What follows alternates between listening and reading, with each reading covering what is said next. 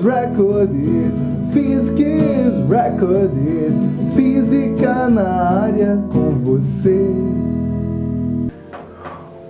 Olá pessoas, Judeu na área! Chegou a hora de analisar um dos filmes mais interessantes que já apareceram. Esse filme fala de dinossauros. Voltemos no tempo para o ano de 1997, Jurassic Park, o mundo perdido. O tiranossauro dominou a cidade, enfurecendo, enlouquecendo, matando, pisando.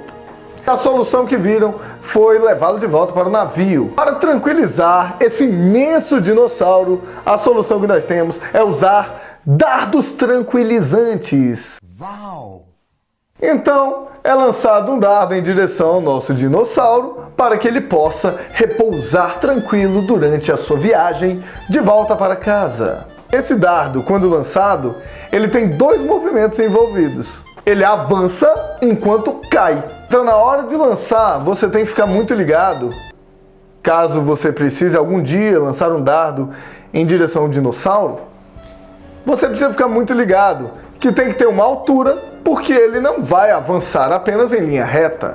Os dois movimentos que nós temos aí é o avanço horizontal, que acontece como um movimento retilíneo uniforme, e a queda na vertical.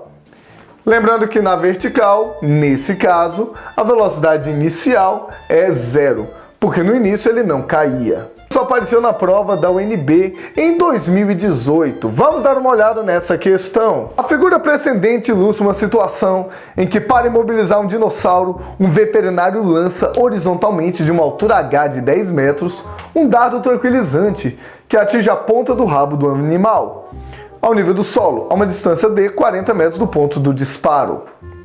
No exato instante que o dardo sai da arma, o seu aparelho comunicador, identificado na figura pela letra C, despreende-se da sua mão e cai em direção ao solo.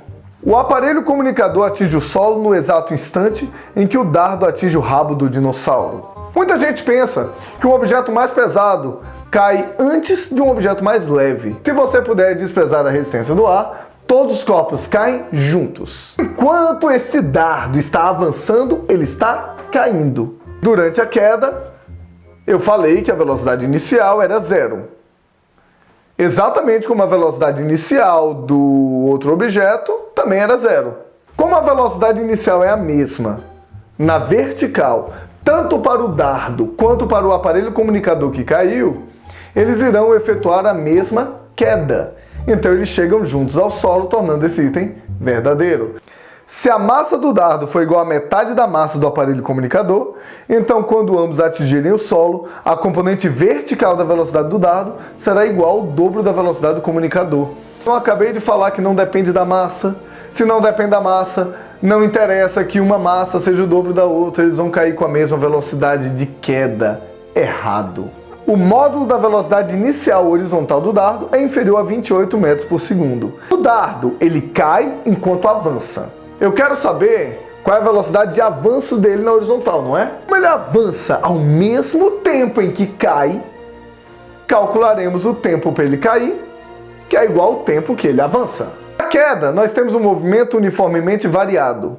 Para o movimento uniformemente variado, nós temos essas três equações. E você sabe que a altura que ele cai é de 10 metros. Você tem a aceleração da gravidade, que vale 10 metros por segundo ao quadrado, e a velocidade inicial de queda é 0. Você quer saber o tempo que ele está caindo, não é? A última equação de Torricelli não se torna útil para determinar o tempo que ele cai.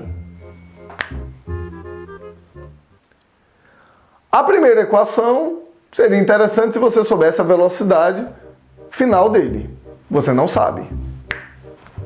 Agora, a segunda equação ela é bem útil, porque você sabe a distância que ele anda, porque na queda são 10 metros de distância, e você sabe, inclusive, que a aceleração vale 10. S é 10, a posição inicial você pode considerar 0, a velocidade inicial de queda é 0, a aceleração é 10, e aí você descobre o tempo, que é igual a raiz de 2 segundos, que é o mesmo tempo que ele avança. No avanço nós temos um movimento uniforme, então vale S igual a S0 mais VT. A distância que ele anda na horizontal são os 40 metros. A posição inicial pode ser considerada zero. A velocidade é o que você quer, a velocidade de avanço, e o tempo é a raiz de 2. A nossa velocidade de avanço é 40 dividido por raiz de 2, que a gente considera por volta de 28,2 metros por segundo. Errado. O aparelho comunicador atinge o solo com velocidade superior a 14 metros por segundo. Você quer descobrir a velocidade com que ele caiu? Nós temos aí caracterizado o movimento uniformemente variado na vertical. Eu não vou usar a segunda, porque a segunda não fala da velocidade final, que é o que ele está querendo. Eu posso usar a primeira ou a terceira. Vou usar a primeira então? A velocidade final é o que você quer.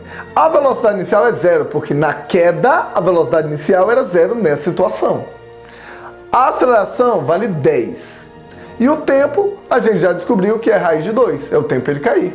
Então a velocidade deu 10 raiz de 2, 14,1 metros por segundo. E fala no nosso item que é superior a 14, tornando o item verdadeiro. É assim que se usa as equações cinemáticas em um problema qualquer. Nos lançamentos, o movimento de avanço é independente do movimento de queda. Então trabalhe com cada um individual e seja feliz. Caso precise tranquilizar dinossauros, tá dada a dica. Vai lançar o dardo de uma certa altura, porque lembre-se que o avanço não é nada se você não souber que o dardo também está caindo. E o judeu desligando, fui!